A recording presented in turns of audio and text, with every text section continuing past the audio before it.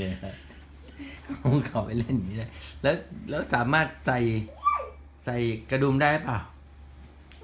ใส่กระดุมได้ป่ะไหนดุมไหนกระดุมกางเกงซิปอะรูดได้ไหมพูดยังไงกับประมาณละโอ้ยแล้วเมื่อไหร่เอวเธอจะโตเท่านี้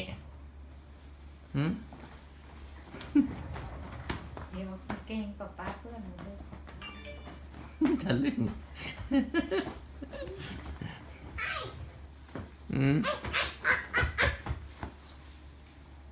เดี๋ยวโตขึ้นฉันจะให้แกดูเดี๋ยวโตขึ้นฉันจะให้แกดูเอาเกงฉันมาดูจะมาเล่นได้เหรอเนี่ยฮะเดี๋ยวเธอไอ้ทะลึ่งเนี่ยฮะฉันโพสแล้วกางเกงนี่ตลาดเลยทะลึ่งเปล่าปิกาบูมีทะลุเนี่ยเฮ้ยเอาเกงฉันไปใส่เล่นเดี๋ยวเมื่อไรจะโตเท่ากันน่ะระวังหกล้มนะลูก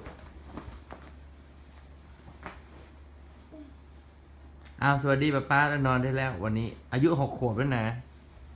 แล้วถ้าเกิดตอนโตกางเกงฉันหลุดแล้วเร็วเอาละเดี๋ยวโตขึ้นเอาใส่หน้ากากอีกต่างหากโอ้ย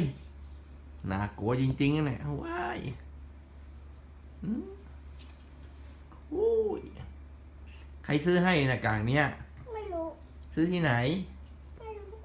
อะไรไม่รู้อะไรก็ไม่รู้ใครซื้อให้นั่นสิฉันถามเธอก็ถามแบบป้าเหมือนกัน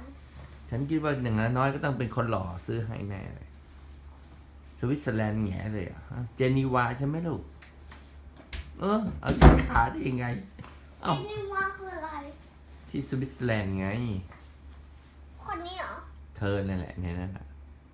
แล้วใครเป็นคนซื้อให้ป้าคนไหนป้าคนไหนไม่ใช่คนหล่อมากกว่าดูนี่น่ากลัวจริงๆว่ะเนี่ยไหนดูหน้าหน่อยดิเฮ้ยทะลึ่งไหนดูหน้าหน่อยสิจะได้รู้ว่าโตขึ้นเนี่ยมันหน้าตามันเป็นอย่างเงี้ยเอาแล้วพอยังเดี๋ยวป้าจะไปโหลดขึ้นไปอัพใน YouTube นะเอานะ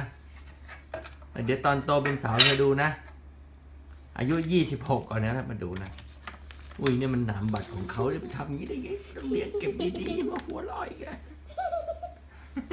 ฮะทำไมแกล้งคนเก่งเนี่ยแล้วโตป่านนี้ทำไมไม่มาแกล้งเขาทำไมต้องมาช่วยเขาทำงานเนี่ยเอามาดูเร็วๆเปิดเซฟเหรอ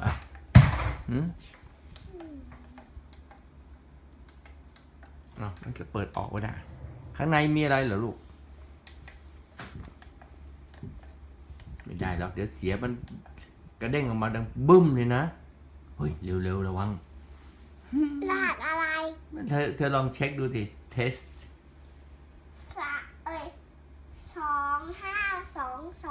เอาเลยลองกดดูให้หวยเหรอ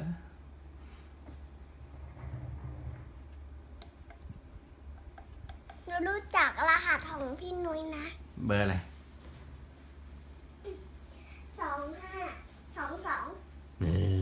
ไปเอารหัสคนอื่นมาเล่นโอเคสวัสดีบ๊ายบาย